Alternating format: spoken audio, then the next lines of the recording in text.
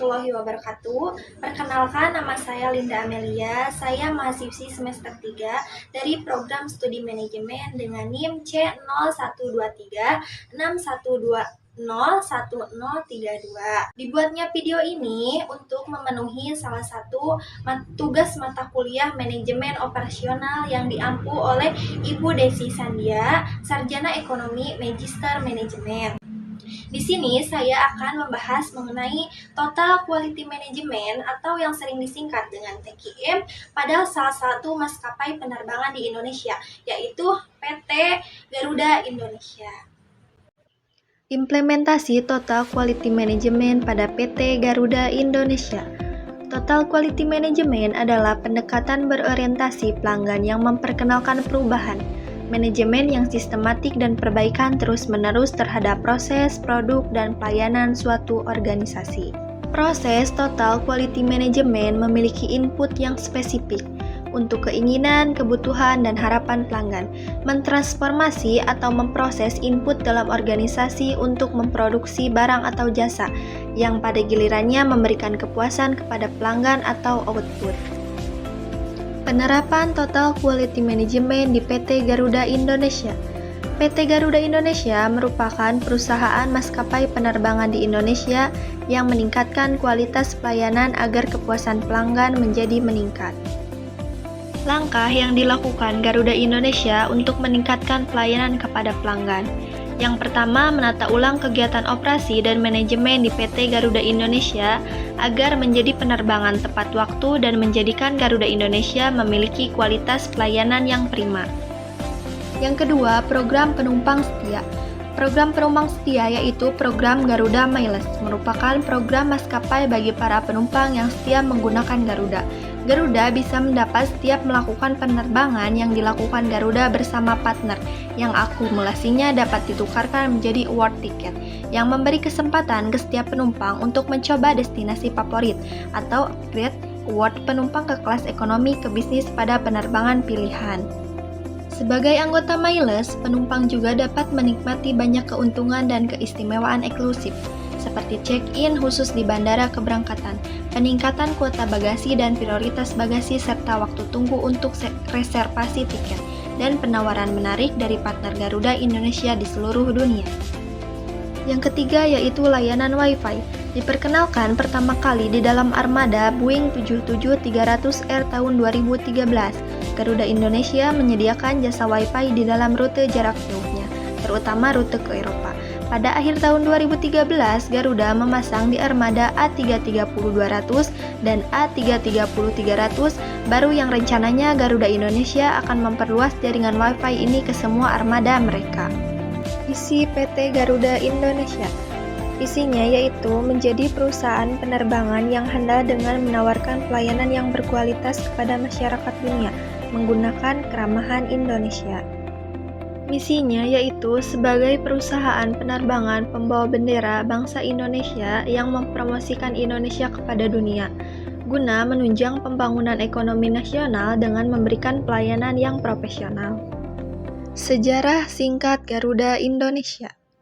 Pada tanggal 1 Agustus 1947, Maskapai Penerbangan Nasional Belanda KLM mendirikan maskapai baru di Indonesia dengan nama KLM IIB. Maskapai ini sebagai pengganti maskapai sebelumnya yang bernama KNI-LM. Pesawat pertama yang dibeli adalah Douglas DC-3 Dakota yang diberi nama Selawak. Pesawat-pesawat ini dibeli oleh saudagar dari Aceh. Penerbangan komersial pertama Garuda Indonesia pada tanggal 26 Januari 1949 adalah penerbangan dari Kolkata, India ke Yangon, Myanmar dengan nomor pesawat RI001 dengan nama Indonesia Airways. Lalu, tanggal itu dikenal dengan hari berdirinya Garuda Indonesia. Sesuai dengan kesepakatan di meja bundar, tanggal 28 Desember 1949, KLM IIB dinasionalisasikan oleh pemerintah Indonesia dan dirubah namanya menjadi Garuda Indonesia Airways.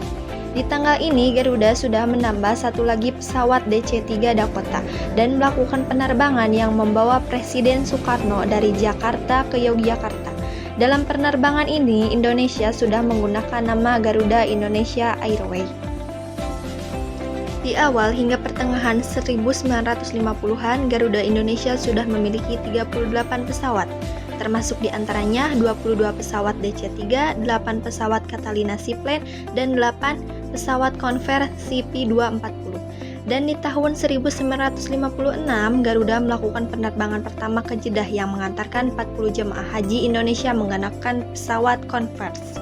Era 60-an, Garuda makin berkembang dan melakukan ekspansi. Di tahun 61, Garuda mendatangkan pesawat Lockheed L188 Electra. Lalu di tahun 63 mendatangkan pesawat jet pertamanya Convair CP990 Coronado untuk rute ke Hong Kong. Di tahun 1965, Garuda mendatangkan Douglas DC-8, memperluas rutenya hingga ke Amsterdam, Belanda, dan Frankfurt, Jerman, melalui Kolombo, Bombay, dan Praha. Setelah itu, Garuda juga terbang ke Roma dan Paris, melalui Kairo dan Mesir. Di tahun ini juga, Garuda membuka rute ke Kamboja dan Cina. Di tahun 1969, Garuda mengganti logo dan livery pesawat. Tahun 70-an, Garuda mendatangkan pesawat Douglas DC-9 dan Fokker F-28. Total ada 26 pesawat Fokker F-28 yang didatangkan oleh Garuda. Ini menjadikan Garuda sebagai pemenang maskapai yang menggunakan Fokker F-28 terbanyak di dunia. Tahun 1976, Garuda mendatangkan McDonnell DC-10, yang pada era itu menjadi pesawat anggaran Indonesia yang hingga dipensiunkan pada tahun 2002. Setelah itu, pada tahun 1980, Garuda mendatangkan pesawat Boeing 747-200 untuk melayani jarak jauhnya. Di tahun 1978, Garuda Indonesia mengambil alih maskapai Merpati Airlines, tetapi Merpati tetap beroperasi dengan nama Merpati Airlines. Tanggal 21 Juni 1982, Garuda menjadi customer pertama pesawat Airbus A300B4 yang merupakan seri pertama A300 yang dioperasikan hanya oleh 2 pilot dari sebelumnya 3. Hingga tahun 1984, Garuda Indonesia telah memiliki 9 pesawat Airbus A300B4, 8 Douglas DC-10, 24 Douglas DC-9, 45 Fokker F-28, dan 4 Boeing 747-200. Lalu, di tahun 1985, di bawah pimpinan Altin Johannes Lumenta, Garuda mengganti logo dan livery pesawat-pesawatnya, logo yang kini menjadi ciri khas Garuda Indonesia. Di tahun 1990, Garuda mendatangkan Douglas MD-11 yang secara bertahap menggantikan pesawat DC-10 untuk penerbangan ke Eropa dan membuka penerbangan pertama ke Los Angeles melalui Honolulu, Hawaii. Pada masa ini juga, Garuda telah mendatangkan Boeing 747-400 untuk penerbangan haji ke Jeddah. Di tahun 1996, Garuda mendatangkan pesawat Airbus A300-300 yang lebih irit. Di tahun ini juga, Garuda melakukan pemesanan Boeing 777-200 untuk beroperasi pada tahun 2000. Akhir tahun 90-an, di awal tahun 2000-an adalah masa sulit bagi Garuda. 2 kecelakaan terjadi di Fukuoka, Jepang, tahun 96 dan di Medan tahun 97. Lalu terparah dengan krisis moneter yang menimpa Asia di tahun 97. Kejadian lain juga berpengaruh terhadap operasi Garuda Indonesia, seperti bom atom Bali tahun 2004 dan peristiwa pembunuhan Munir Said dalam penerbangan ke Amsterdam. Akibat Garuda menunda pesanan pesawat Boeing 77-nya dan pesanan 18 pesawat Boeing 737-800. Di tahun 2001, Garuda mendirikan anak perusahaan baru, yaitu Citylink, maskapai penerbangan dengan biaya rendah. Pada bulan Juni 2007, Garuda Indonesia dan beberapa maskapai Indonesia lainnya dilarang beroperasi dan terbang ke negara-negara di Eropa.